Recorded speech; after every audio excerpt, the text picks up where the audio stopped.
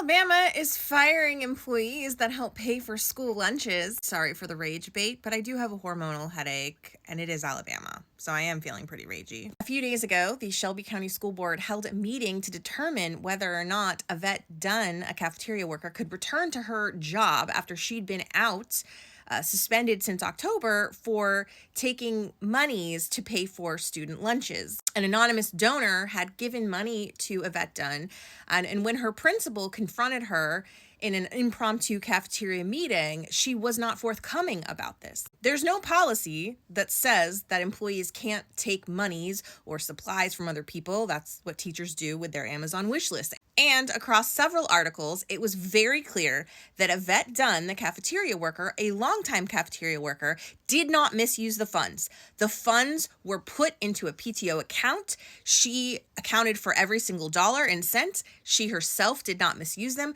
They went to pay for student lunches. The issue that the Shelby County School Board and the principal who agreed with the decision to terminate Yvette Dunn, their issue is that she was not honest about the funds.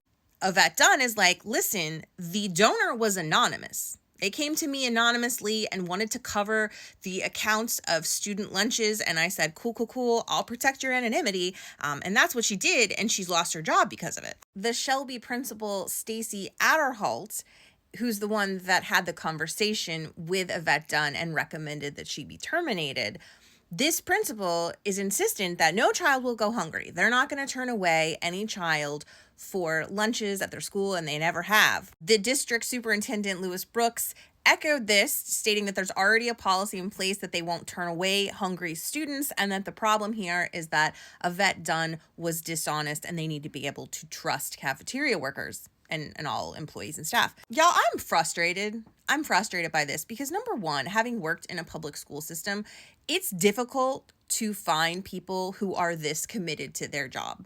Number one, this woman was clearly looking out for the students and their best interests, because even if they don't turn students away for free lunch, they do keep a tally of those lunches. And the students are aware of this, especially as they are getting older. 45% of their county qualifies for free and reduced lunch, but we know that not everyone who qualifies gets it. In other words, not everyone has applied. Parents don't know. There's a myriad of reasons why students wouldn't have free and reduced lunch, even if they might qualify otherwise. I don't know this school or the county's particulars personally, but in all the articles I read, it said that they don't qualify for the federal community eligibility provision program, which would provide free lunch for all students, no questions asked. And that removes the stigma and the barrier to qualify for these programs. But I'm looking at the state of Alabama. I'm looking at how low its education program ranks. I'm looking at all the other stresses that students have to contend with. And I'm quite frankly wondering why this is a priority for the school board, that they met for 6 hours to discuss this woman's future employment. Why? This was the best use of your time? Like, you couldn't just put her on some sort of performance improvement plan and work with her to support her, because obviously her heart was in the right place. And obviously she did not misuse or misappropriate those funds. They went right into the parent-teacher organization account. Doesn't sound like people who genuinely have the best interests of students in mind.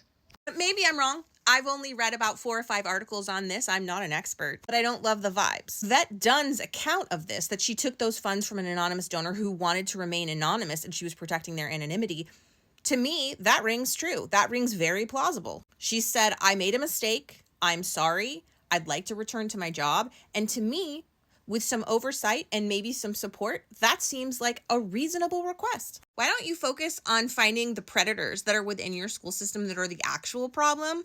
Why don't you focus on them instead of this woman that was just trying to feed kids?